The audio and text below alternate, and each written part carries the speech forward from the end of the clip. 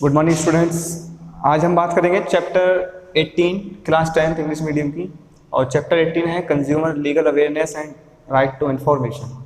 ठीक है, क्या है इस चैप्टर में? देखिए, हम सबसे पहले मैं बता देता हूँ बेसिक इंट्रोडक्शन कि इस चैप्टर में हम लोग डिस्कस करेंगे कि कंज्यूमर लीगल अवेयरनेस क्या होती है और एक एक्ट है राइट टू इंफॉर्मेशन। ठीक है, ये एक्ट है।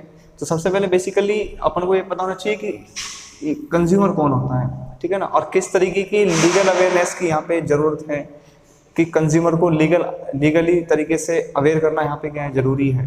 और उसके साथ साथ हम लोग देखेंगे कि जो राइट टू इन्फॉर्मेशन एक्ट है या कुछ एक्ट्स बनाए गए थे किसके लिए, कंज्यूमर्स के लिए, ताकि कंज्यूमर के साथ किसी भी तरीके का एक्सप्लॉयटेशन ना हो। तो हम उन सब चीज़ों को इस चैप्टर के अंदर क्या करेंगे, डिस्कस करेंगे।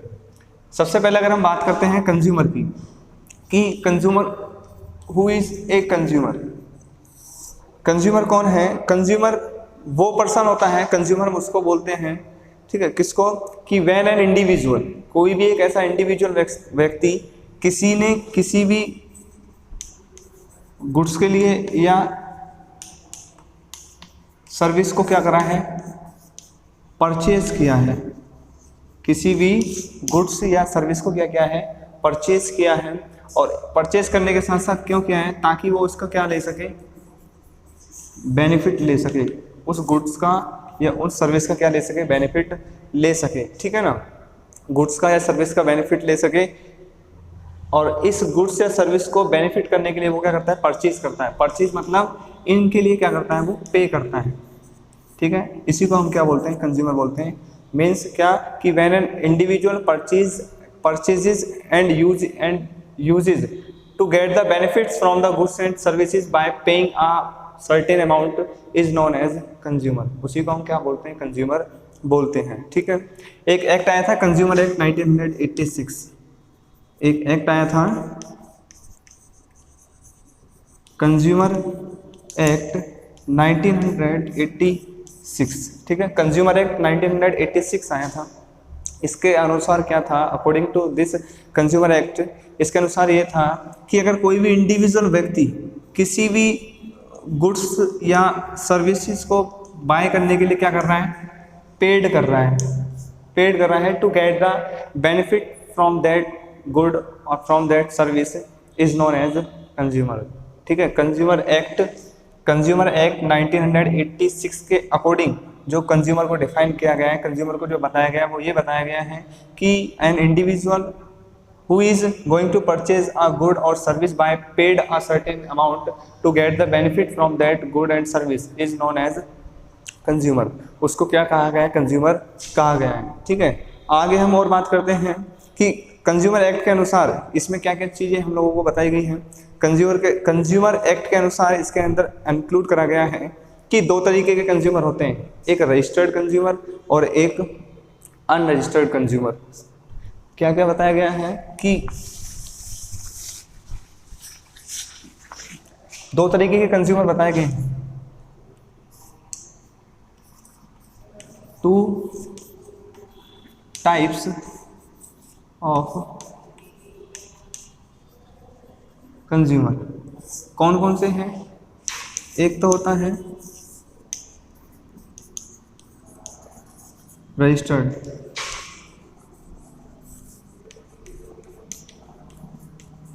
एक होता है बेटा अनरजिस्टर्ड। ठीक है, दो तरीके के कंज्यूमर्स हम लोगों को यहाँ पे बताए गए हैं।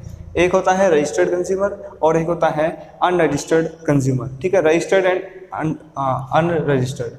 ठीक है, दो हो गए। आगे और हम बात करते हैं कि कंज्यूमर के अंदर और क्या इंक्लूड करा गया है, कि हम लोग इन टर्म्स के अंदर इंक्लूड कर सकते हैं, जैसे हिंदू फैमिली हो गई, हिंदू छोड़ो या फिर कोई भी फैमिली हो गई, कोई भी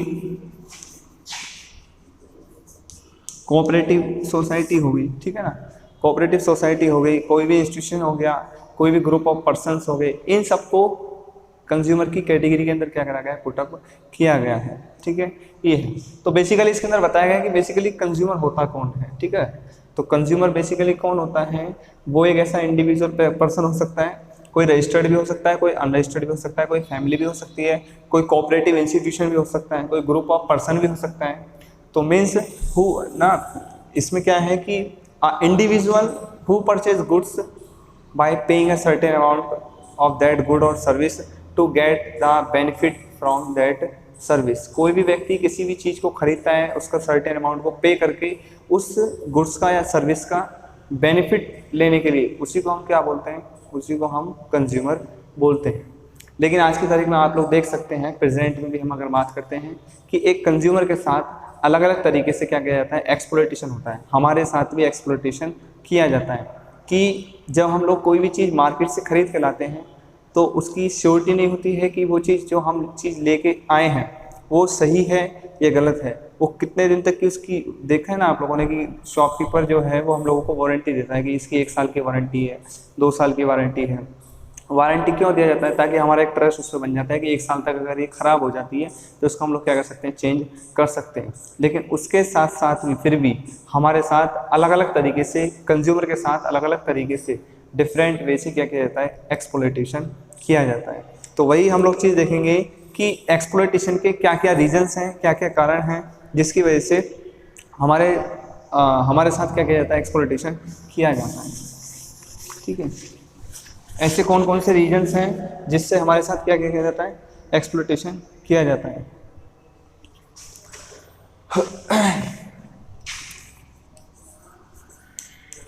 रीजंस ऑफ एक्सप्लॉयटेशन।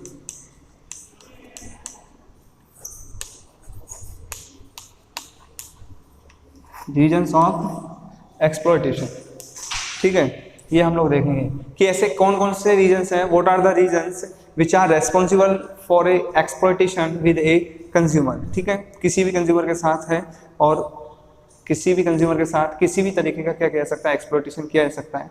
तो उन्हीं रीजंस को हम लोग इसके अंदर देखेंगे कि ऐसे कौन कौन से रीजंस हैं जिसके अंदर क्या किया जा रहा है, एक्सप्लॉयटेशन किया जा रहा है। ठीक है, अब अगर हम बात करते हैं एक कंज्यूमर की, एक कोई भी कंज्यूमर है अगर वो किसी भी गुड्स या सर्विस को क्या कर रहा है, ऑब्टेन कर रहा है, ठीक है ना, और ऑब्टेन कर रहा है किस चीज़ के थ्रू कर रहा है, वो पेमेंट मेथड के थ्रू कर रहा है। भाई किसी भी चीज़ को, कोई भी कंज्यूमर गुड्स को या सर्विस को बाय करता है तो उसको क्या करना पड़ता है, पेमेंट करना पड़ता है, पेमेंट करना पड़ता है। ठीक है, अब इस पेमेंट के पे करने के बाद भी अगर उसको उस चीज़ से प्रॉफिट नहीं मिल पाता है, बेनिफिट नहीं मिल पाता है, ठीक है ना, उस गुड्स या सर्विस से जिसके लिए उसने क्या किया, पे किया है, अगर उसको उस गुड्स से या सर्विस से क्या नहीं मिल पाता है, प्रॉफिट नहीं मिल पाता है या बेनिफिट नहीं मिल पाता है, तो इसका मतलब क्या है, उसी को क्या कहा जाता है, एक्सप्लॉयटेशन ऑफ कंज्यूमर कहा जाता है। ठीक है, उसी को क्या कहा जाता है, एक्सप्लॉयटेशन ऑफ कंज्यूमर कहा जाता है। क्या, दोबारा सुन लीजिए कि कोई भी एक ऐसा व्यक्ति, मैंने भी आप लोगों को कंज्यूमर की डेफिनेशन बताया कि who is a consumer.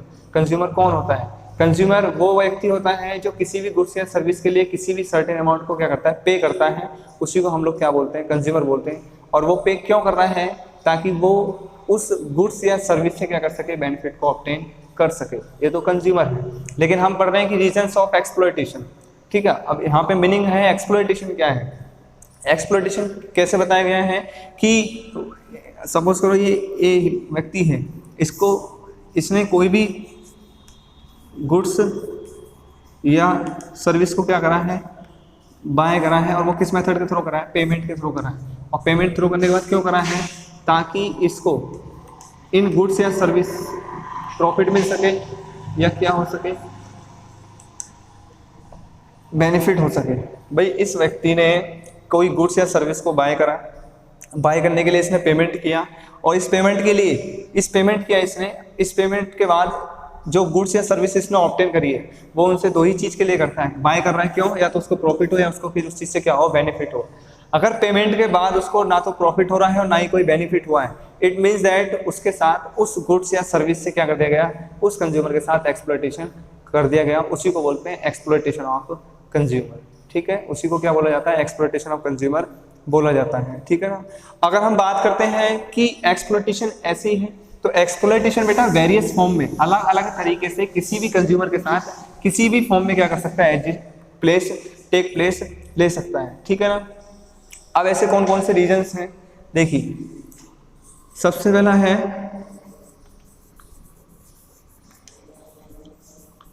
Adulterated product के द्वारा भी हमारे साथ क्या हो सकता है, एक्सप्लॉयटेशन हो सकता है। पहला क्या है कि ये रीजंस हैं, what are the reasons of exploitation, किस किस प्रकार से किस किस तरीके से किसी भी कंज्यूमर के साथ क्या किया जा सकता है, एक्सप्लॉयटेशन किया जा सकता है, ठीक है, वो है। तो पहला अगर हम बात करते हैं एक्सप्लॉयटेशन की, तो पहला आता है एडल्ट्रेशन ऑफ प्रोडक्ट। तो एडल्ट्रेशन ऑफ प्रोडक्ट का मतलब क्या है? एडल्ट्रेशन का मतलब होता है बेटा मिलावट। क्या होता है? मिलावट। आप लोगों ने देखा होगा आज की तारीख में भी अगर हम प्रेजेंट में बात करते हैं तो जो प्रोडक्ट्स हैं उन प्रोडक्ट्स के अंदर ज़्यादातर क्या आ रही है? मिलावट आ रही है, किसी न किसी चीज़ की मिलावट उसके अंदर होती है, वो 100% प्योर नहीं होता है, ठीक है ना। तो एक पहला रीज़न आता है क्या कि adulteration of product, adulteration with adulterated product बोल दो, एडल्ट्रेशन ऑफ प्रोडक्ट बोल दो, या एडल्ट्रेशन विद प्रोडक्ट हम लोग इसको बोल सकते हैं, ठीक है ना। दूसरा क्या आता है कि स्टैंडर्ड क्वालिटी। दुकानदार क्या करता है हमारे साथ कि हमको प्रोडक्ट को स्टैंडर्ड बता के, स्टैंडर्ड क्वालिटी का बता के हम लोगों को क्या कर देता है? सोल्ड आउट कर देता है, और हम लोग इस चीज़ पे भी ध्यान नहीं देते हैं, ठीक है। अच्छी क्वालिटी का बता के एक आर्टिफिशियल या लो क्वालिटी के प्रोडक्ट को स्टैंडर्ड क्वालिटी का बता के हमें क्या कर देता है? वो सोल्ड आउट कर देता है, और इस चीज़ से भी हमारे साथ वो क्या कर देता है? एक्सप्लॉयटेशन करता है, ठीक है ना। तीसरा है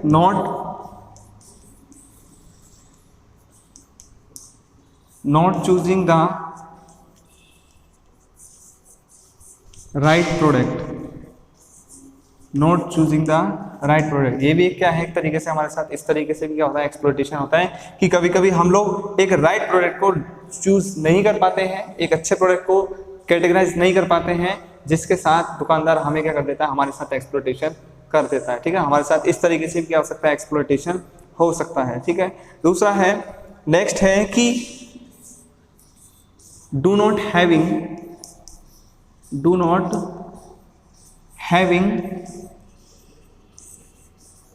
proper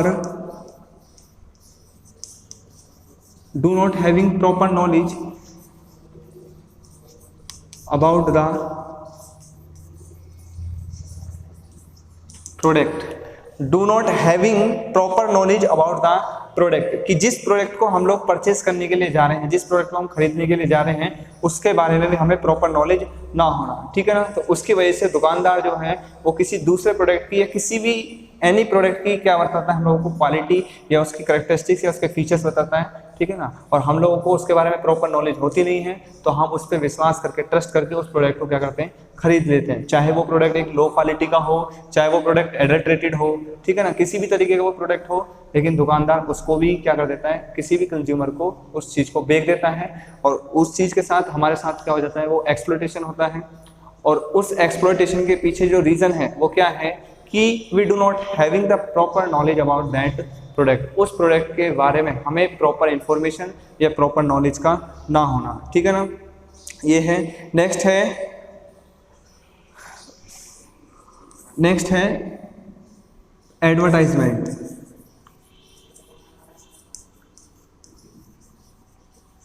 एडवर्टाइजमेंट के थ्रू भी हमारे साथ क्या होता है? एक्सप्लॉयटेशन होता है। देखा होगा आप लोगों ने, advertisement is a most important factor, ठीक है। ये एक बहुत इंपॉर्टेंट फैक्टर है, ये सबसे ज़्यादा रोल प्ले करता है एक्सप्लॉयटेशन के अंदर, कि हम लोग किसी चीज़ के बारे में जानते हो या नहीं जानते हो, लेकिन जो चीज़ हम लोगों ने देख ली, जिस चीज़ का सबसे ज़्यादा क्या हो रहा है? एडवर्टाइजमेंट हो रहा है, व्यक्ति उस चीज़ को खरीदने के लिए सबसे ज़्यादा क्या करता है? बाजार के अंदर जाता है।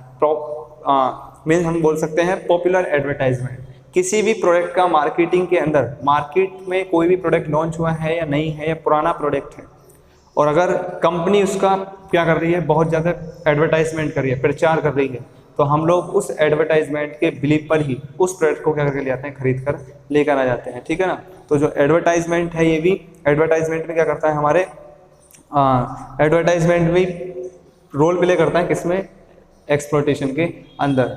मीन्स बेसिकली क्या है कि अनड्यू बिलीफ ऑफ एडवर्टाइजमेंट, कि हम लोग एडवर्टाइजमेंट पे भी क्या कर देते हैं? बिलीव कर लेते हैं, विश्वास करके किसी भी प्रोडक्ट को खरीदने के लिए बाजार के अंदर चले जाते हैं, ठीक है ना। और एडवर्टाइजमेंट में आप लोगों को पता है कि किसी भी चीज़ का अगर एडवर्टाइजमेंट किया जा रहा है तो उसके अंदर क्या होता है? बेसिकली उसके अंदर उसकी ज़्यादा से ज़्यादा अच्छी से अच्छी प्रॉपर्टी, अच्छे से अच्छे उसको एडवर्टाइज करना, ताकि लोग उसके अंदर क्या हो सके, ज़्यादा से ज़्यादा लोग उसको उसकी तरफ अट्रैक्ट हों, ज़्यादा से ज़्यादा लोग उसको क्या करें, बाय करें। इस तरीके के एडवर्टाइजमेंट को क्या करा जाता है, क्रिएट कराती है कंपनी, ठीक है ना, ताकि ज़्यादा से ज़्यादा उसके प्रोडक्ट को क्या कह सके, सोल्ड आउट किया जा सके। ये भी रीज़न है। नेक्स्ट और रीज़न बात करते हैं कि और रीजंस क्या क्या है इसके एक्सप्लॉयटेशन के, और भी देख लीजिए।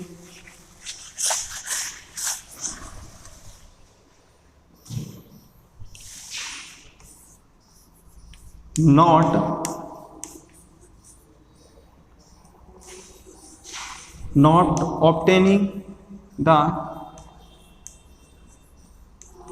रिसिप्ट और बिल, ये भी हमारे साथ क्या हो रहा है, एक्सप्लॉयटेशन हो रहा है। कि हम लोग अभी भी देखा होगा आप लोगों ने कि मार्केट से हम लोग कोई भी प्रोडक्ट को खरीद कर आते हैं तो हमारे साथ ज़्यादातर लगभग यही होता है, कभी तो हम बिल नहीं मांगते हैं, रिसिप्ट नहीं मांगते हैं, कभी दुकानदार हमको देता ही नहीं है, ठीक है ना। रिसिप्ट या बिल को ऑब्टेन ना करना, रिसिप्ट या बिल मीन्स कि जिस प्रोडक्ट को हम लोग खरीद रहे हैं उसकी क्या बनती है, रिसिप्ट बनती है, उसका बिल होता है।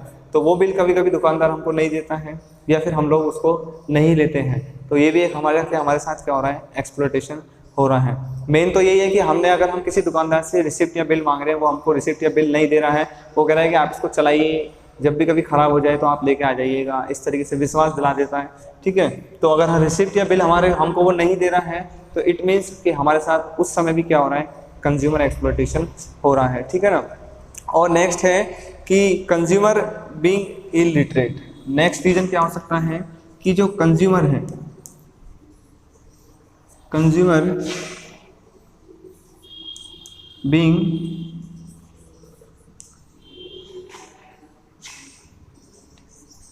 इलिटरेट, ठीक है ना, इलिटरेट भी हो सकता है, अनपढ़ होने की वजह से। जरूरी नहीं है कि हर एक कंज्यूमर पढ़ा लिखा हो, कुछ कंज्यूमर क्या होते हैं, इलिटरेट होते हैं। उनको दुकानदार जैसे बताता है, जो भी उसकी प्रॉपर्टीज या जो भी प्रोडक्ट को खरीदने गया है, ड्यू टू द इलिटरेसी की वजह से कंज्यूमर के साथ क्या कर दिया जाता है, एक्सप्लॉयटेशन कर दिया जाता है, ठीक है ना। तो ये बेटा कुछ रीजंस थे, जिन रीजंस को हमने देखा कि किस किस तरीके से क्या कर सकते हैं हम लोग, क्या क्या होता है, कंज्यूमर के साथ एक्सप्लॉयटेशन हो सकता है, ठीक है। अब हम बात करते हैं और कि कंज्यूमर को जो एक्सप्लॉयटेशन हो रहा है उसको दो कैटेगरी के अंदर क्या करा गया है, डिवाइड करा गया है। टाइप्स ऑफ कंज्यूमर एक्सप्लॉयटेशन हम इसको बोलेंगे, क्या बोलेंगे, टाइप्स ऑफ कंज्यूमर एक्सप्लॉयटेशन। कि वो तो रीजंस थे, किस किस तरीके से, टाइप्स ऑफ कंज्यूमर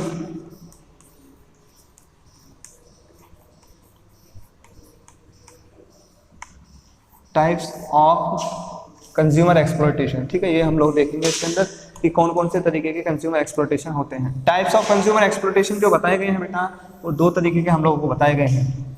फर्स्ट है एक तो गुड्स, जो फर्स्ट एक्सप्लॉयटेशन बताया गया है वो बताया गया है गुड्स या प्रोडक्ट्स का क्या होना, एक्सप्लॉयटेशन होना, ठीक है ना। और दूसरा जो बताया गया है वो बताया गया है हम लोगों को सर्विस।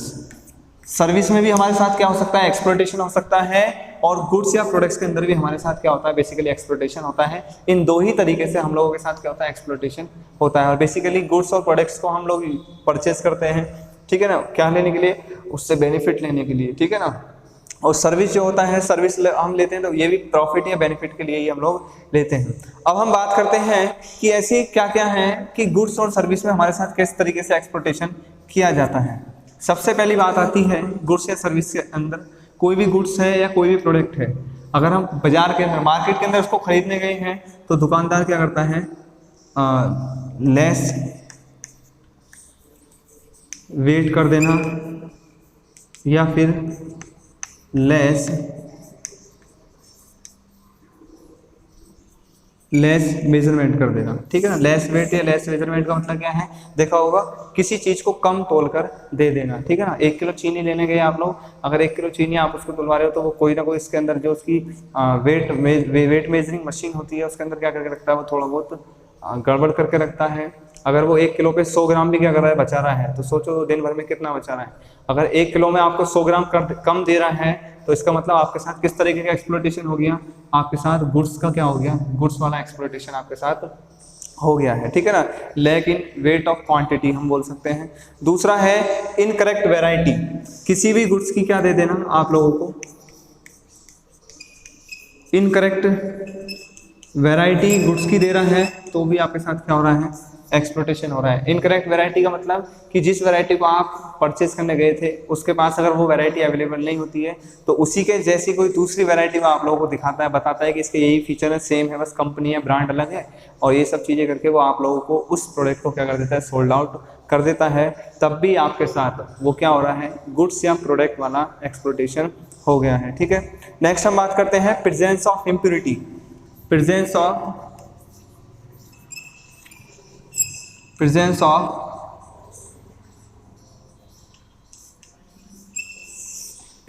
इम्प्योरिटी का मतलब क्या है कि जो प्रोडक्ट आपने खरीदा है, जो गुड्स आपने खरीदे हैं, उसके अंदर किसी भी तरीके की इम्प्योरिटी का क्या होना, प्रेजेंट होना, मिलावट हम बोल सकते हैं। एडल्ट्रेटेड मैंने आप लोगों को बताया था ना गुड्स में, तो वही है इम्प्योरिटी, कि गुड्स के अंदर क्या होना, इम्प्योरिटी होता है ना, प्योर अवेलेबिलिटी उसके अंदर नहीं होनी, मिलावट वाली चीज़ें हम लोगों को बेच देता है, या मिलावट वाली चीज़ें हम खरीद लाए, तब भी हमारे साथ क्या हो गया, एक्सप्लॉइटेशन हो गया। तो हम इसको क्या बोलेंगे, प्रेजेंस ऑफ इम्प्योरिटी बोलेंगे, ठीक है ना। नेक्स्ट हम और बात करते हैं क्या, कि अनसेफ प्रोडक्ट, कोई ऐसा प्रोडक्ट उसने दे दिया कि जो वो क्या है, अनसेफ है। अनसेफ प्रोडक्ट का मतलब है कोई भी हम गुड्स लाए, वो इलेक्ट्रिकल एप्लियंस है अगर वो, ठीक है ना, कोई ना कोई उसके अंदर शॉर्टिंग हो गई, वायरिंग हो गई, वायरिंग के अंदर शॉर्टिंग हो जाती है, किसी भी तरीके का फॉल्ट हो जाता है, तो वो अनसेफ प्रोडक्ट कहलाता है, ठीक है ना। इस तरीके का अनसेफ प्रोडक्ट हम इसको बोलेंगे कि अनसेफ प्रोडक्ट हमको दे देना। अगर कोई भी दुकानदार हमको कैसा प्रोडक्ट दे देता है, अनसेफ प्रोडक्ट अच्छा बता के, सेफ प्रोडक्ट बता के अनसेफ प्रोडक्ट हमको अगर वो दे रहा है, तब भी हमारे साथ क्या हो रहा है, एक्सप्लॉइटेशन हो रहा है, ठीक है ना। दूसरा और नेक्स्ट क्या है, inferior workability and quality. Inferior, देखिए एक होता है सुपीरियर, एक होता है इन्फीरियर, एक होता है सुपीरियर और एक होता है इन्फीरियर। सुपीरियर का मतलब होता है अच्छी क्वालिटी, इन्फीरियर का मतलब होता है बेकार क्वालिटी, ठीक है, घटिया क्वालिटी का। तो इन्फीरियर क्वालिटी का या इन्फीरियर वर्केबिलिटी का कोई भी गुड्स या सर्विसेज हमको अगर वो दे देता है, तब भी हमारे साथ क्या हो रहा है, एक्सप्लॉइटेशन हो रहा है। कौन सी फॉर्म वाला, गुड्स या प्रोडक्ट वाली फॉर्म का एक्सप्लॉइटेशन हमारे साथ हो गया है, ठीक है ना। इन्फीरियर क्वालिटी या इन्फीरियर वर्केबिलिटी। वर्केबिलिटी का मतलब क्या है कि कोई भी अगर गुड्स, कोई भी एप्लियंस ऐसा है, वर्किंग वाला है, लेकिन उसकी वर्किंग एफिशिएंसी जो है वो ज़्यादा अच्छी ना होना, ठीक है ना, तो उसको हम बोलेंगे इन्फीरियर वर्केबिलिटी का। इसकी जो चलने की है, जो वर्किंग एबिलिटी है, वो ज़्यादा कोई अच्छी नहीं है, तो उसको भी हम क्या बोलेंगे, वो भी हमारे साथ क्या हो गया, एक्सप्लॉइटेशन हो गया है, ठीक है ना। नेक्स्ट है hiding the faults present in the product. कभी कभी दुकानदार क्या करता है कि किसी भी गुड्स या प्रोडक्ट के अंदर कोई भी फॉल्ट होता है, तो वो उस फॉल्ट को क्या कर लेता है, हाइड कर लेता है, छिपा के दुकानदार को कुछ और बता के इसको क्या कर देता है, सोल्ड आउट कर देता है। और इस तरीके से भी कंज्यूमर के साथ क्या किया जाता है, एक्सप्लॉइटेशन किया जाता है। क्या कि कभी कभी दुकानदार जो शॉपकीपर होता है, वो किसी भी गुड्स के अंदर अगर किसी भी तरीके का कोई फॉल्ट होता है, तो उस फॉल्ट को हाइड करके तब भी क्या कर देता है, सोल्ड आउट कर लेता है। लेकिन उस समय कंज्यूमर के साथ जो फॉल्टी प्रोडक्ट जिसको बेचा गया है, उस कंज्यूमर के साथ क्या हो गया है, वो एक्सप्लॉइटेशन उसको हम लोग बोलेंगे, ठीक है ना। और नेक्स्ट है कि किसी भी कंज्यूमर को, किसी भी, सपोज करो आप लोग मार्केट के अंदर कोई मेडिसिन लेने गए बेटा, अब मेडिसिन जो थी वो थी सिप्ला कंपनी की, ठीक है। शॉपकीपर के मेडिकल स्टोर वाले के पास गए, कोई भी मेडिसिन थी, सपोज करो पीसीएमई है, आपने कहा पैरासीटामोल टैबलेट दे दीजिए सिप्ला कंपनी की। अब अगर उसके पास सिप्ला कंपनी की पैरासीटामोल टैबलेट नहीं होगी, तो वो आपको क्या करेगा, फिर वो आपको फोर्स करेगा। दुकानदार क्या करता है, फोर्स करता है कि जो आर्टिफिशियल कोई दूसरी कंपनी की उसके पास अगर अवेलेबल होगी, तो फोर्स करेगा कि सेम टैबलेट है, सेम इसका क्या है, एक्शन है, मैकेनिज्म ऑफ एक्शन है, बस इसकी क्या ब्रांड चेंज है, कि वो सिप्ला कंपनी की थी और ये क्या है, ये मेराइल कंपनी की है। कोई सी भी कंपनी को बता के आपको फोर्स करेगा। अब वो आपको फोर्स क्यों कर रहा है, क्योंकि due to the lack availability of the medicine, related to the company of Cipla, कि उसके पास सिप्ला कंपनी की मेडिसिन की अवेलेबिलिटी है ही नहीं, उसके पास किस कंपनी की है, किसी दूसरी कंपनी की अवेलेबिलिटी है। इस वजह से वो आपको क्या कर रहा है, फोर्स कर रहा है उस प्रोडक्ट को खरीदने के लिए। अगर आप उस प्रोडक्ट को खरीद के ला रहे हैं तब भी आपके साथ वो क्या कहा जाएगा, उसको भी एक्सप्लॉयटेशन कहा जाएगा, ठीक है ना। दूसरा, इन ऐसे प्रोडक्ट को जो दुकानदार बेचता है due to the lack of availability of the product, ऐसे दुकानदार क्या करते हैं, दूसरी कंपनी के ब्रांड के प्रोडक्ट तो हमको दे ही रहे हैं, लेकिन उसके साथ साथ उसके प्राइस को भी वो क्या करके देते हैं, हमको हाई करके देते हैं। तो हमारे साथ इस तरीके का भी क्या होता है, एक्सप्लॉयटेशन हो जाता है, ठीक है ना। ये है। नेक्स्ट इससे आगे हम बात करेंगे अब सर्विस का। सर्विस में क्या क्या हो सकता है, देखिए ये तो हो गए सारे किसके, ये गुड्स प्रोडक्ट के साथ जो एक्सप्लॉयटेशन होता है किस किस तरीके से होते हैं, कि लेस वेट हो सकता है इसका, लेस मेजरमेंट करके दे सकता है, इनकरेक्ट वैरायटी हमको दे सकता है, प्रेजेंस ऑफ इम्प्योरिटी गुड्स के अंदर हो सकती है, अनसेफ्टी प्रोडक्ट हमको दे सकता है, इन्फीरियर वर्किंग एबिलिटी या क्वांटिटी का प्रोडक्ट हमको दे सकता है, गुड्स दे सकता है, ठीक है ना। ये है। दूसरा और क्या है कि due to the lack availability of the product the shopkeeper force to the consumer to buy that product in very high price. क्या कि कंज्यूमर शॉपकीपर के पास किसी भी प्रोडक्ट की लैक ऑफ अवेलेबिलिटी होने की वजह से, किसी भी प्रोडक्ट की प्रेजेंस ना होने की वजह से वो किसी दूसरे प्रोडक्ट को परचेस करने के लिए क्या करता है, कंज्यूमर को फोर्स करता है, और उस प्रोडक्ट को कंज्यूमर को जो वो सोल्ड आउट करता है, वो कैसे प्राइस में सोल्ड आउट करता है, वो एक हाई प्राइस के अंदर उसको सोल्ड आउट करने की कोशिश करता है। तो इस तरीके से गुड्स फॉर्म में हमारे साथ क्या होता है, एक्सप्लॉयटेशन होता है, ठीक है। अब जो सेकंड है वो है सर्विस। अब देखेंगे कि सर्विस टाइप में कंज्यूमर के साथ किस तरीके से एक्सप्लॉयटेशन हो सकता है, ठीक है।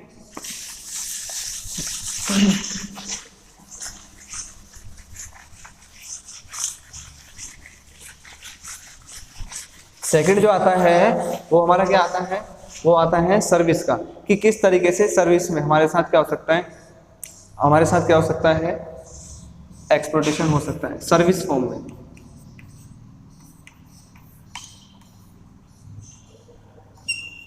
सर्विस फॉर्म में एक्सप्लॉयटेशन देखते हैं। सबसे पहले हम बात करते हैं क्या, कि अगर हमने किसी भी सर्विस को क्या करा है, हम बाय करते हैं, अगर हम किसी भी सर्विस को क्या कर रहे हैं, बाय कर रहे हैं, तो क्यों कर रहे हैं, ताकि उससे हमें क्या हो, फायदा हो, प्रॉफिट हो, या फिर हम उसको अपने बेनिफिट के लिए क्या करते हैं, सर्विस को बाय करते हैं। लेकिन अगर हमें बाय हमने किया लेकिन हमें इन दोनों में से कुछ भी नहीं मिलता है, तो बेसिकली हमारे साथ क्या हो गया, एक्सप्लॉयटेशन हो गया। और अब जो हम बात कर रहे हैं वो किसकी बात कर रहे हैं, सर्विस की बात कर रहे हैं। अब सर्विस कोई सी भी हो सकती है, ट्रांसपोर्ट हो गया, कम्युनिकेशन हो गया, कोई भी काम आप लोग कराते हैं बेसिकली किसी दूसरे व्यक्ति से भी, तो वो सर्विस है। सपोज करो आपने कोई मान के चलो किसी भी फैसिलिटी के लिए कोई भी किसी भी चीज़ को बाय करा है, ठीक है ना, या किसी भी सर्विस को हायर किया है, ठीक है, तो वो उसको हम बोलेंगे सर्विस फॉर्म। अगर उसे बाय किया है, उससे ना ही आपको कोई प्रॉफिट हुआ, उससे ना ही आपको कोई बेनिफिट दिखाई दिया, तो इसका मतलब कि आपके साथ क्या हो गया, एक्सप्लॉयटेशन हो गया है, ठीक है ना। अब ये जो एक्सप्लॉयटेशन होता है, तो इसके पीछे जो रीजन है वो है सबसे पहले क्या होना, फॉल्टी सर्विस की वजह से क्या हो जाना, आपके साथ एक्सप्लॉयटेशन हो जाना। फॉल्टी सर्विस कि सर्विस वाले ने आपको बताया तो कुछ और, लेकिन उसने दिया आपको कुछ और, ठीक है। उसने कहा, सपोज करो आपके घर में इलेक्ट्रिशियन की क्या है आवश्यकता है, कोई इलेक्ट्रिक फॉल्ट हो गया है, तो आप किसी इलेक्ट्रिशियन को बुलाने गए कि हमारे घर के अंदर इलेक्ट्रिशियन फॉल्ट हो गया, तो एक इलेक्ट्रिशियन को भेज देना आप लोग ठीक करने के, शॉपकीपर से। दुकानदार कह रहे हैं ठीक है जी, एक अच्छे इलेक्ट्रिशियन को मैं भेज दूंगा आपको, लेकिन उसका जो चार्ज होगा वो थोड़ा क्या होगा, हाई होगा। तो अब ऐसे कामों के अंदर कोई रिस्क तो कोई लेता ही नहीं है। बोले अगर हम बोलते हैं कि ठीक है आप एक अच्छे इलेक्ट्रिशियन को सेंड कर दीजिएगा, भेज दीजिएगा, ठीक है।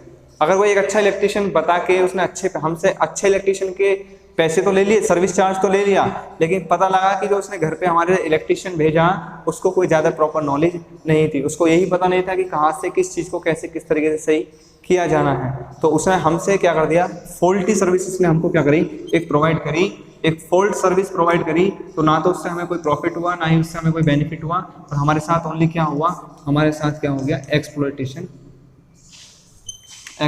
हो गया। सर्विस एक्सप्लॉयटेशन हम इसको बोलेंगे कि जिस बेनिफिट के लिए, जिस प्रॉफिट के लिए हमने सर्विस अमाउंट को पे किया था, वो प्रॉपर सर्विस अमाउंट हमको, वो पे करने वाला जो चार्ज हमने किया था उससे हमें किसी भी तरीके का प्रॉफिट नहीं मिल पाया, बेनिफिट नहीं मिल पाया, और हमारे साथ क्या हो गया, एक्सप्लॉयटेशन हो गया, ठीक है। इसको हम बोलेंगे फॉल्टी सर्विस की वजह से एक्सप्लॉयटेशन हो जाना, ठीक है। दूसरा रीजन क्या हो सकता है, सेटिस्फैक्ट्री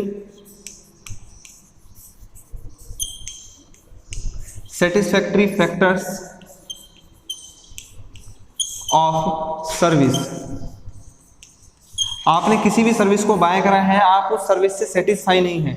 अगर सर्विस कोई भी सर्विस है वो हो गई है, लेकिन उस सर्विस से आप फिर भी क्या नहीं हो पाए, सेटिस्फाई नहीं हो पाए हैं, तो इसका मतलब क्या है कि आपके साथ वो भी क्या हो गया, एक्सप्लॉयटेशन हो गया, ठीक है ना। ये है कि आपके साथ ये सर्विस सेटिस्फैक्ट्री है। सर्विस सेटिस्फैक्ट्री का मतलब क्या है कि कोई भी सर्विस है, उस सर्विस के बाद आप खुद सेटिस्फाई नहीं हो रहे हैं, नहीं हो पाए हैं, तो it means that faulty service provide होने की वजह से आपके साथ ये भी क्या हो गया, एक्सप्लॉयटेशन हो गया है, ठीक है ना। अब सर्विस के अंदर कोई भी फिजिकल क्या हो सकता है, कोजिंग हो सकती है, कोई फिजिकल कोजिंग हो गया, केमिकल कोजिंग हो गया, मेंटल या इंटेलेक्चुअल हार्म हो जाता है, अगर किसी भी तरीके का नुकसान हो जाता है, इंटेलेक्चुअल हार्म हो रहा है, मेंटल हार्म हो रहा है, फिजिकल कोजिंग हो रही है, तो ये सारे रीजन्स हैं, ये सारे टाइप्स ऑफ फॉर्म हैं सर्विस एक्सप्लॉयटेशन के, इन्हीं को कहा गया है सर्विस एक्सप्लॉयटेशन, ठीक है। ये है। अब नेक्स्ट हम बात करते हैं, ये तो होगी बेटा कंज्यूमर कौन होता है, एक्सप्लॉयटेशन क्या होता है, किस किस तरीके से एक्सप्लॉयटेशन होता है, क्या क्या रीजंस होते हैं एक्सप्लॉयटेशन के। अब जो बात आती है वो आती है एक कंज्यूमर अवेयरनेस की। चैप्टर का नाम ही ये है, कंज्यूमर अवेयरनेस। ये है मेन, ये क्वेश्चन बोर्ड के अंदर पूछा जाता है हर बार, ठीक है ना। What is consumer awareness, 2 marks के अंदर आता है ये क्वेश्चन कि व्हाट इज कंज्यूमर अवेयरनेस, क्या है कंज्यूमर अवेयरनेस। और यही चैप्टर का नाम है कंज्यूमर लीगल अवेयरनेस। तो लीगली मतलब कानूनी तौर पे, लीगली का मतलब क्या है, कानूनी तौर पे कंज्यूमर को क्या करना, अवेयर करना। तो हम लोगों को कंज्यूमर के रिगार्डिंग कुछ क्या दिए गए हैं, राइट्स दिए गए हैं। अभी इसी पॉइंट के बाद हम नेक्स्ट में डिस्कस करूंगा राइट्स क्या क्या हैं, लेकिन उससे पहले हम लोग जान लेते हैं कि what is consumer awareness. Consumer awareness means the awareness spread regarding the consumer rights. वो ऐसी अवेयरनेस जो कंज्यूमर में क्या करी जानी चाहिए, स्प्रेड की जानी चाहिए, फैलाई जानी चाहिए, और किसके रिगार्डिंग होनी चाहिए, वो कंज्यूमर राइट्स के रिगार्डिंग होनी चाहिए। क्यों बनाई गई है, या कंज्यूमर को अवेयर करने की क्यों आवश्यकता है। कंज्यूमर को अवेयर करने की इस वजह से आवश्यकता है क्योंकि कंज्यूमर के साथ जो क्या हो रहा है, एक्सप्लॉयटेशन हो रहा है, इस एक्सप्लॉयटेशन को हम लोग क्या कर सके, इस एक्सप्लॉयटेशन को हम क्या कर सकें, स्टॉप कर सकें। कंज्यूमर के साथ जो एक्सप्लॉयटेशन होता है, इस एक्सप्लॉयटेशन को स्टॉप करने के लिए हमें कंज्यूमर को अवेयर करना जरूरी है। और कंज्यूमर को अवेयर जो किया जाएगा, जो अवेयरनेस स्प्रेड करने की आवश्यकता है, वो किसके रिगार्डिंग है, कंज्यूमर के फंडामेंटल राइट्स। तो कंज्यूमर के साथ एक्सप्लॉयटेशन को स्टॉप करने के लिए क्या बनाए गए, कुछ फंडामेंटल राइट्स बना दिए गए थे ताकि कंज्यूमर के साथ किसी भी तरीके का एक्सप्लॉयटेशन ना हो। अगर कोई भी एक्सप्लॉयटेशन होता है कंज्यूमर के साथ किसी भी तरीके का, ठीक है, तो वो अपने राइट्स के अनुसार, अधिकार के अनुसार उस पर क्या कर सकता है, कोई भी केस या फाइल चार्ज कर सकता है, ठीक है। तो कंज्यूमर प्रोटेक्शन एक्ट हुआ था। बात करते हैं कंज्यूमर अवेयरनेस के अंदर।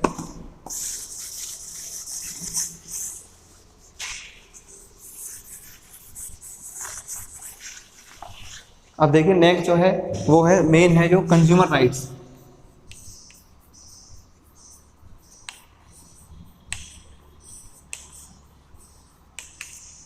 ये है मेन कंज्यूमर राइट्स इस चैप्टर में, ठीक है, जो एग्जाम में पूछा जाता है कि कंज्यूमर राइट्स क्या है। तो कंज्यूमर के साथ मैंने जैसा भी बताया आप लोगों को, कंज्यूमर के साथ एक्सप्लॉयटेशन को रोकने के लिए क्या बनाए गए, कंज्यूमर राइट्स बनाए गए थे। किसी भी गुड्स या सर्विस को या किसी भी प्रोडक्ट को वो बाय करता है, अगर किसी भी तरीके से कंज्यूमर के साथ किसी भी तरीके का क्या किया जा रहा है, एक्सप्लॉयटेशन बेटा किया जाता है, तो इन सब एक्सप्लॉयटेशंस को रोकने के लिए, स्टॉप करने के लिए क्या बनाए गए थे, कंज्यूमर राइट्स बनाए गए थे। और ये जो कंज्यूमर राइट्स बनाए गए थे, एक कंज्यूमर प्रोटेक्शन एक्ट बनाया गया था। क्या बनाया गया था, सबसे पहले कंज्यूमर, याद रखना है आप लोगों को, कंज्यूमर प्रोटेक्शन एक्ट 1986, ये एक एक्ट बना था, कंज्यूमर प्रोटेक्शन एक्ट 1986, ठीक है। इस एक्ट के अनुसार कुछ फंडामेंटल राइट्स को, कंज्यूमर राइट्स को क्या करा गया था, पास किया गया था। तो इसके अंदर क्या था कि 1960 से लेके 1985 1995 में भी एक कंज्यूमर क्या चलाया गया था, एक कंज्यूमर मूवमेंट चलाया गया था, एक कंज्यूमर मूवमेंट चलाया गया था। कौन से पीरियड से लेके 1960 से लेके 1985 के पीरियड के दौरान एक मूवमेंट चलाया गया। उस मूवमेंट का नाम था कंज्यूमर मूवमेंट। इस कंज्यूमर मूवमेंट को क्यों चलाया गया था, ताकि कंज्यूमर के साथ जो एक्सप्लॉयटेशन हो रहा है उसके रिगार्डिंग ये चलाया गया था। और ये जो चलाया था, ये मूवमेंट जो चलाया था, ये एक नॉन गवर्नमेंट ऑर्गेनाइजेशन के थ्रू इस मूवमेंट को क्या करा गया था, चलाया गया था। ठीक है ना, ये नॉन गवर्नमेंट ऑर्गेनाइजेशन थी, कोई गवर्नमेंट ऑर्गेनाइजेशन नहीं थी। एक नॉन गवर्नमेंट ऑर्गेनाइजेशन ने इस कंज्यूमर मूवमेंट को क्या करा था, लीड किया था। और जो लीड किया था वो 1960 से 1985 के पीरियड के दौरान इस क्या करा गया था, लीड किया था। तभी 1986 के अंदर एक एक्ट आया, फिर कोपरा एक्ट। याद रखना है, ये एग्जाम में कोपरा एक्ट के नाम से पूछा जाता है, कोपरा एक्ट, इसको बोलते हैं COPRA act 1986। COPRA act means consumer protection act, consumer protection act. इसकी जो फुल फॉर्म है वो बेसिकली क्या है, वो कंज्यूमर प्रोटेक्शन एक्ट है। और शॉर्ट के अंदर जो हम बोलते हैं इसको, वो कोपरा एक्ट बोलते हैं, कोपरा एक्ट 1986। और इस कोपरा एक्ट के अंदर, ठीक है ना, कुछ क्या बनाए गए, कंज्यूमर राइट्स बनाए गए थे। ठीक है, कंज्यूमर राइट्स बनाए गए। इस कोपरा एक्ट का सेक्शन नंबर 6, कुछ सेक्शंस बनाए गए, कितने 6 सेक्शन, सॉरी, इस कोपरा एक्ट के 1986 कोपरा एक्ट के अनुसार क्या बनाए गए, 6 सेक्शंस बनाए गए। मतलब क्या बनाए गए, 6 राइट्स बनाए गए थे। दोबारा सुन लीजिए आप लोग कि 1986 के अंदर इस कोपरा एक्ट के अनुसार 6 फंडामेंटल राइट्स बनाए गए, किसके लिए, कंज्यूमर के लिए, ताकि कंज्यूमर के साथ जो एक्सप्लॉयटेशन हो रहा है उस एक्सप्लॉयटेशन को हम लोग क्या कर सकें, स्टॉप कर सकें। अब देखिए वो 6 फंडामेंटल राइट्स कौन कौन से हैं जो हमारे कंज्यूमर राइट्स के,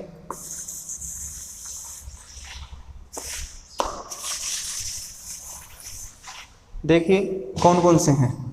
तो हम बात जो कर रहे हैं वो किसकी चल रही है अभी, वो कोपरा एक्ट 1986 की चल रही है।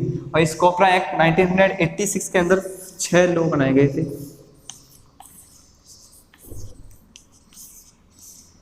देखिए कौन कौन से हैं। सबसे पहला जो आता है वो आता है right to safety,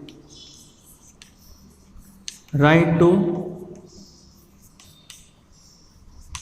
to safety act आया। ठीक है, पहला जो राइट है वो है राइट टू सेफ्टी।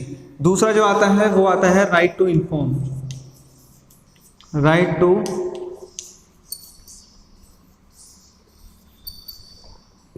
इन्फॉर्म, क्या आता है, राइट टू इन्फॉर्म। थर्ड जो आता है वो आता है right to choose, right to choose. ठीक है, नेक्स्ट जो आता है वो आता है right to seek, right to seek या फिर रिडर्सल। ठीक है, राइट टू सीक या रिडर्सल हम इसको बोलते हैं। नेक्स्ट है right to represent, right to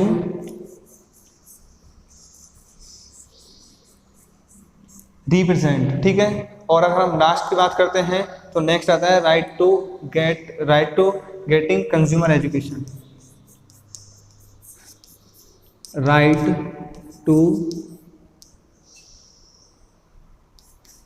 to getting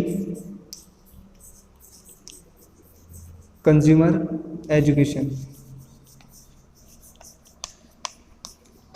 ये 6 राइट्स थे, जो 6 राइट्स किसके द्वारा दिए गए थे, कोपरा एक्ट 1986 के अनुसार, प्रोविजन के अनुसार क्या करे गए थे, कंज्यूमर्स को दिए गए थे। Right to safety, right to informed, right to choose, right to seek redressal, एक आता है राइट टू रिप्रेजेंट। ठीक है, और लास्ट है right to getting consumer education. ठीक है, अब हम इन राइट की अगर बात करते हैं डिटेल में, सबसे पहला आता है right to safety. Right to safety क्या दिया गया, राइट टू सेफ्टी एक्ट भी कंज्यूमर को दिया गया। अभी मैंने आप लोगों को बताया था कि कुछ प्रोडक्ट क्या हम लोगों को दुकानदार कैसा दे देता है, अनसेफ प्रोडक्ट दे देता है, जिससे हम लोगों को इंटेलेक्चुअल हार्म भी हो सकता है, कोई भी नुकसान हम लोगों को हो सकता है। ठीक है ना, तो राइट टू सेफ्टी दिया गया कि कोई भी प्रोडक्ट या कोई भी एप्लियंसेस या कोई भी गुड्स या सर्विसेज को अगर किसी कंज्यूमर को क्या किया जा रहा है, सोल्ड आउट किया जा रहा है, तो उसमें उसके साथ साथ उसकी क्या होनी चाहिए, सेफ्टी होना भी क्या है, जरूरी है। अगर आपके साथ कभी ऐसा होता है या कभी ऐसा हुआ होता है कंज्यूमर के साथ कि कोई भी प्रोडक्ट आप खरीद कर लाए बाजार से, मार्केट से, और वो अनसेफ है और उससे आपको किसी भी तरीके का नुकसान हो गया है, किसी भी तरीके का इंटेलेक्चुअल हार्म हो गया है, तो आप राइट टू सेफ्टी के अनुसार उसके अगेंस्ट क्या कर सकते हैं, फाइल केस कर सकते हैं, ठीक है ना, केस कर सकते हैं। तो ये राइट दिया गया था जिसको कहा गया था राइट टू सेफ्टी, कि इसमें कंज्यूमर की सेफ्टी का होना भी क्या है, इसमें जरूरी है। कंज्यूमर की सेफ्टी को इसके अंदर क्या करा गया था, प्रोविजन दिया गया था। नेक्स्ट है राइट टू इन्फॉर्म। देखिए एक होता है इन्फॉर्म्ड और एक होता है इंफॉर्मेशन।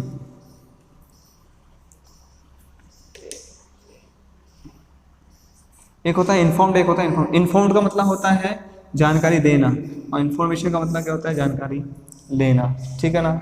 इन्फॉर्म्ड और इन्फॉर्मेशन, इन्फॉर्मेशन की तुम्हें इसके बारे में जानकारी है या नहीं है। इन्फॉर्म्ड का मतलब क्या है कि हम किसी को किसी चीज के बारे में क्या कर रहे हैं, इन्फॉर्म्ड कर रहे हैं, किसी भी चीज के बारे में जानकारी दे रहे हैं। ये राइट टू इन्फॉर्म्ड एक ये एक्ट बनाया, ये राइट जो बनाया गया था, ये क्यों बनाया गया कि अगर कोई भी कंपनी है वो कोई भी प्रोडक्ट को क्या कर रही है, मैन्युफैक्चरिंग कर रही है, तो पहले देखा होगा आप लोगों ने कि किसी भी प्रोडक्ट की जो पैकिंग हुआ करती थी वो पैकिंग प्लेन आया करती थी, उसके ऊपर किसी भी तरीके की इंफॉर्मेशन रिटर्न नहीं होती थी। लेकिन आज की तारीख में आप लोग मार्केट से कोई भी प्रोडक्ट को क्या करके लाते हो, अगर परचेज करके लाते हो, तो उस प्रोडक्ट के ऊपर entire information related to that product is written over there. उस प्रोडक्ट के ऊपर उस प्रोडक्ट से रिलेटेड सारी की सारी इंफॉर्मेशन क्या होती है, मेंशन होती हैं। और ये प्रोविजन के अनुसार, राइट के अनुसार ये कहा गया था कि कोई भी प्रोडक्ट है जो भी कंपनी या मैन्युफैक्चरिंग कर रही है, ठीक है ना, उसके ऊपर वो सारे की सारी इंफॉर्मेशन क्या करते हैं, रिटर्न करते हैं। कब वो मैन्युफैक्चर्ड हुई, क्या क्या किस किस इंग्रेडिएंट से वो मैन्युफैक्चरिंग हुई है, उसका एमआरपी कितना है, उसकी एक्सपायरी डेट कितनी है, ठीक है ना, हाउ टू यूज, किस तरीके से उसको यूज करना है। लेकिन उसके साथ साथ राइट टू इन्फॉर्म का मतलब और क्या है कि ये राइट ये दिया गया कि अगर आप मार्केट से कोई भी चीज़ किसी भी शॉपकीपर से खरीद के लाते हैं, तो ये आपका अधिकार है कि उस चीज़ को खरीदने से पहले उस चीज़ के बारे में जान लेना। आप दुकानदार से उस चीज़ की प्रॉपर जानकारी, इंफॉर्मेशन लेना, ये भी आपका क्या है, अधिकार है। बिफोर बाइंग एनीथिंग, ठीक है, it's your right to get information about that product. उस प्रोडक्ट को खरीदने से पहले इट्स योर राइट, ये आपका अधिकार है कि आप लोग उस प्रोडक्ट के रिगार्डिंग क्या कर सकते हैं, इंफॉर्मेशन को ऑब्टेन कर सकते हैं, ठीक है, ये कहा गया था। नेक्स्ट है राइट टू चूज। अब सिंपल सी बात है, राइट टू चूज में दिखाई दे रहा है choose according to your will, according to your opinion. जो चीज़ आपको खरीदनी है, जिस चीज़ की आपको इच्छा है, जितनी क्वांटिटी में, जिस तरीके से खरीदनी है, आप अपने मर्जी के अनुसार किसी भी प्रोडक्ट को क्या कर सकते हैं, चूज कर सकते हैं। कोई भी शॉपकीपर आपको किसी भी प्रोडक्ट को जबरदस्ती तरीके से सोल्ड आउट नहीं कर सकता है। आपको कोई चीज़ पसंद आती है किसी शॉप पे, तभी आप उसको क्या करते हैं, बाय करते हैं। अगर आपको वो चीज़ पसंद ही नहीं आ रही है तो आप उसको बाय नहीं करते हैं, आप किसी दूसरी शॉप पे जाते हैं, तीसरी शॉप पे जाते हैं, तब तक आप लोग देखते रहते हैं जब तक आप लोगों को वो अप्रोप्रिएट चीज़ नहीं मिल जाती है, ठीक है ना। लेकिन कोई भी दुकानदार किसी भी चीज़ को आपकी चॉइस के अपोजिट या आपकी चॉइस के अनुसार ही आप लोगों को क्या करेगा, देगा। बिना चॉइस के आप लोगों को जबरदस्ती वो चीज़ को नहीं दे सकता है। ये भी राइट टू चूज बनाया गया। नेक्स्ट है right to seek redressal. Right to seek redressal का मतलब क्या है कि अगर आपके साथ क्या करा गया है, किसी भी तरीके का एक्सप्लॉइटेशन होता है, तो आप बिल के आधार पे, रिसिप्ट के आधार पे उसके अगेंस्ट तुरंत क्या ले सकते हैं, एक्शन ले सकते हैं। या फिर हमारे साथ कोई भी एक्सप्लॉइटेशन है तो ये कंज्यूमर की रेस्पॉन्सिबिलिटी है कि हमें तुरंत उस प्रोडक्ट के रिगार्डिंग, तुरंत जिससे हमने वो चीज़ खरीदी है, उसको वापस क्या करना चाहिए, हमें बताना चाहिए। सपोज करो आप मार्केट से कोई प्रोडक्ट खरीद के लेकर आते हो और ये प्रोडक्ट घर आने के बाद क्या हो जाता है, एक दिन 2 दिन में क्या हो गया, ख़राब हो गया। अब 2 दिन में ख़राब हो गया तो ये आपकी ही रेस्पॉन्सिबिलिटी है कि आप उसको जितनी जल्दी से जल्दी वापस शॉपकीपर को इन्फॉर्म कर सकें, उस चीज़ को वापस ले जाकर उसको दिखा सकें, तभी वो क्या हो सकता है, रिटर्न होगा, ठीक है ना। और अगर वो रिटर्न नहीं करता है तब उसके अगेंस्ट आप लोग क्या कर सकते हो, केस फाइल कर सकते हो, एक्शन ले सकते हो।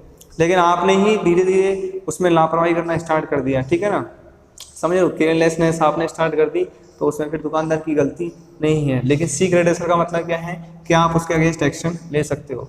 नेक्स्ट है राइट टू रिप्रेजेंट। आप अपने आप को किसी भी तरीके से क्या कर सकते हो, रिप्रेजेंट कर सकते हो। आप अपने आप को ऐसे बिजनेस मैन कर सकते हो, ऐसे कंज्यूमर कर सकते हो, ऐसे शॉपकीपर कर सकते हो, ऐसे रिटेलर कर सकते हो, ऐसे होलसेलर कर सकते हो। मीन्स आपको ये अधिकार दिया गया है कि कोई भी व्यक्ति अपने आप को किसी भी तरीके से क्या कर सकता है, रिप्रेजेंट कर सकता है, ठीक है ना।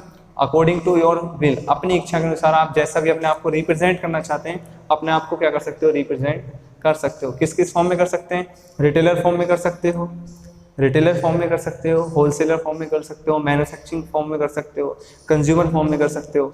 तो ये अपने आप को रिप्रेजेंट करने का है। और नेक्स्ट दिया गया right to getting consumer education, एक राइट दिया गया कि कंज्यूमर एजुकेशन को प्राप्त करने का हर किसी को क्या है, अधिकार है। मैंने बताया था ना कि कंज्यूमर इलिटरेट होने की वजह से भी कंज्यूमर के साथ क्या कर दिया जाता है, एक्सप्लॉयटेशन कर दिया जाता है। तो इस तरीके के कंज्यूमर एक्सप्लॉयटेशन को रोकने के लिए जो कंज्यूमर क्या है, इलिटरेट हैं, उनको ये राइट दिया गया कि उनको क्या दी जानी चाहिए, कंज्यूमर एजुकेशन प्रोवाइड की जानी चाहिए, ताकि ऐसे कंज्यूमर्स को भी क्या किया जा सके, लिटरेट किया जा सके। ठीक है, नेक्स्ट जो आता है, तो इस तरीके की प्रॉब्लम्स को सॉल्व करने की, ये तो हो गया बेटा, समझ आ गया, ये था कोपरा एक्ट 1986 में। अब है कि अगर कंज्यूमर के साथ क्या होता है, एक्सप्लॉयटेशन होता है, तो वो किस तरीके से और कहां पे क्या एक्शन लेगा।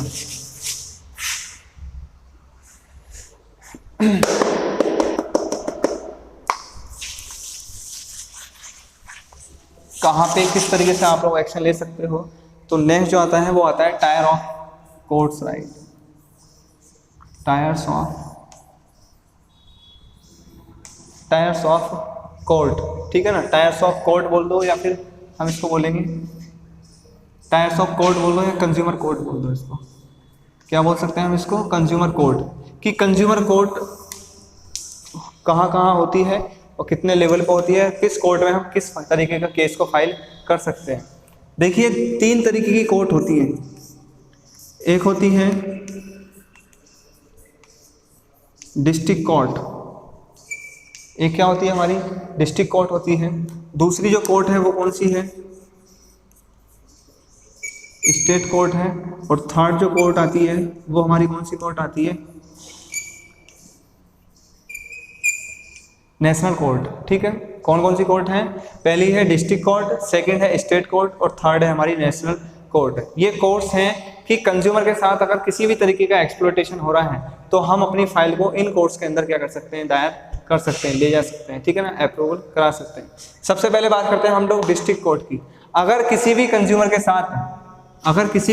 साथ लेस देन 20 लाख, कितना, 20 लाख से कम का अगर किसी के साथ कंज्यूमर के साथ एक्सप्लॉयटेशन हुआ है, अब वो लाख में भी हो सकता है, थाउजेंड्स में भी हो सकता है।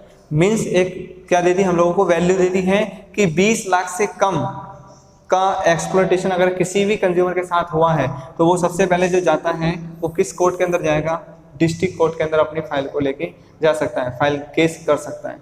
दूसरा है स्टेट कोर्ट। स्टेट कोर्ट में क्या कहा गया है कि 20 लाख से लेके और कहाँ तक, 1 करोड़ रुपए तक, अगर किसी भी कंज्यूमर के साथ 20 लाख से लेके 1 करोड़ रुपए तक का क्या हुआ है, एक्सप्लॉयटेशन हुआ है, तो वो कौन सी कोर्ट में अपनी फाइल डायरेक्ट ले जा सकता है, स्टेट कोर्ट के अंदर फाइल ले जा सकता है। और थर्ड आता है हमारा क्या, नेशनल कोर्ट। और नेशनल कोर्ट में आता है मोर देन 1 करोड़, अगर किसी के साथ 1 करोड़ से ज़्यादा रुपए का क्या हुआ है, एक्सप्लॉयटेशन हुआ है, सर्विस में हुआ है, गुड्स में हुआ है या प्रोडक्ट में हुआ है, तो वो अपनी फाइल केस कौन सी कोर्ट में ले जाके कर सकता है, नेशनल कोर्ट में कर सकता है। एक कंडीशन इस कोर्ट के अंदर आती है, डिस्ट्रिक्ट कोर्ट के अंदर।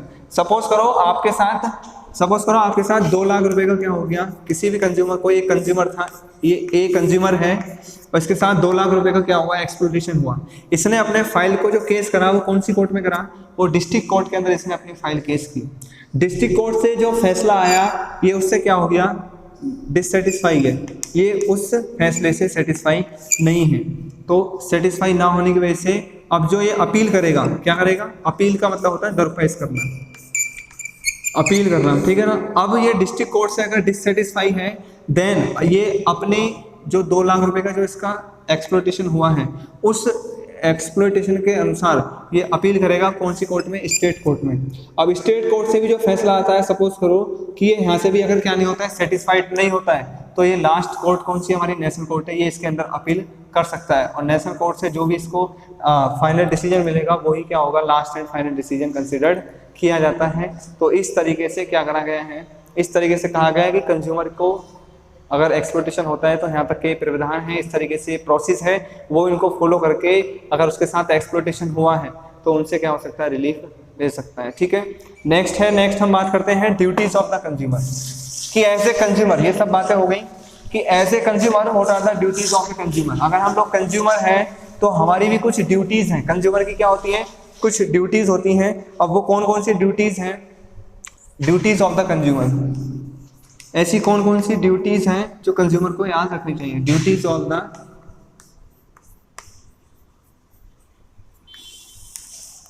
ऑफ द कंज्यूमर, ऐसी कौन कौन सी ड्यूटीज हैं कंज्यूमर की जो हम लोगों को ऐसे कंज्यूमर क्या करनी चाहिए, परफॉर्म करनी चाहिए। ठीक है ना, सबसे पहला गेट द इंफॉर्मेशन, गेट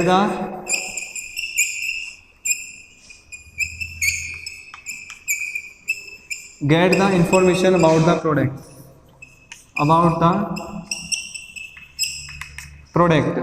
सबसे पहली ड्यूटी हमारी क्या है एज ए कंज्यूमर, कि अगर हम किसी भी प्रोडक्ट को खरीदने जा रहे हैं, किसी भी प्रोडक्ट को बाय करने के लिए मार्केट के अंदर जा रहे हैं, so we should get the proper information about that product. ठीक है ना, उसके बारे में हमें प्रॉपर इंफॉर्मेशन क्या होनी चाहिए, हमें उसके बारे में प्रॉपर पता होना चाहिए। प्रॉपर भी नहीं है लेकिन एटलीस्ट कुछ तो उसके बारे में पता होना चाहिए कि भाई किस चीज़ के लिए यूज़ में ली जाती है, इसके क्या क्या फ़ायदे हैं और मिनिमम प्राइस इसके कितने हो सकते हैं। ठीक है, किस क्वालिटी की अच्छी रहती है, कुछ ऐसी कौन सी कंपनी की है, और कैसे हम लोग पता लगाएंगे कि ये आर्टिफिशियल है या ओरिजिनल कंपनी की है, उस पर जो सिंबल है या नहीं है कंपनी का, ये सब हम लोग उसके हॉलमार्क कंपनी का देख सकते हैं। तो इस तरीके की इंफॉर्मेशन हमें उस प्रोडक्ट के अंदर क्या होनी चाहिए, उस प्रोडक्ट के बारे में पता होनी चाहिए। ठीक है ना, दूसरा है collection of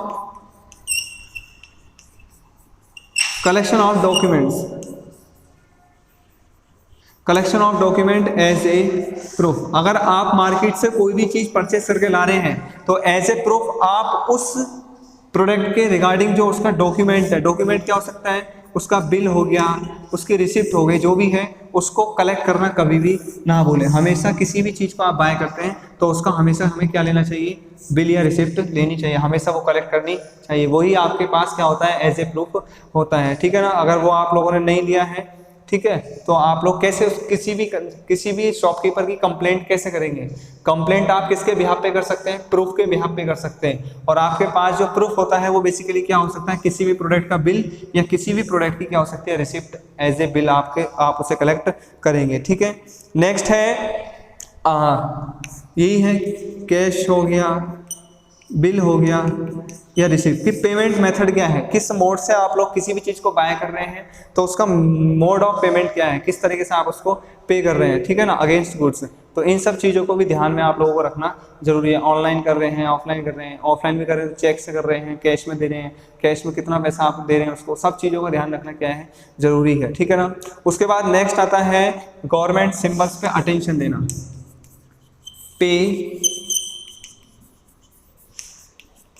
pay attention on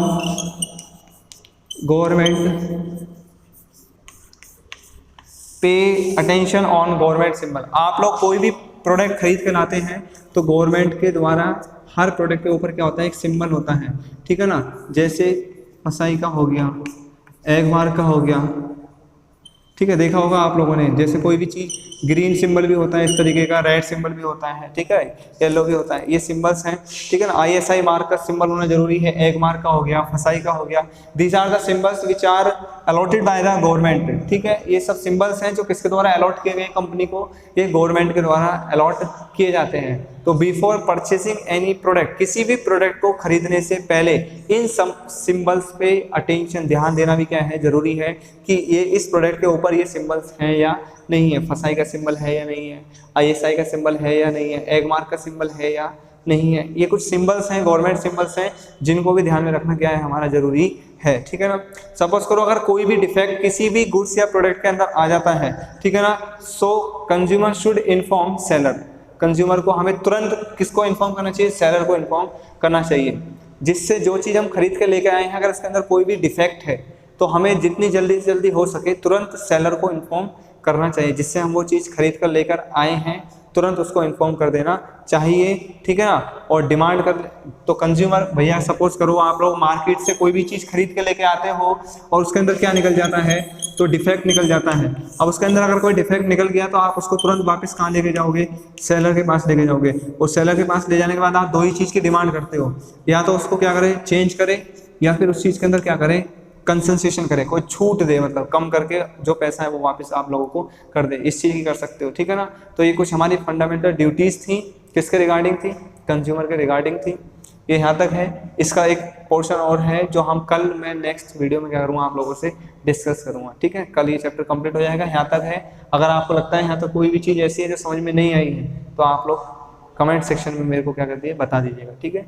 thank you guys.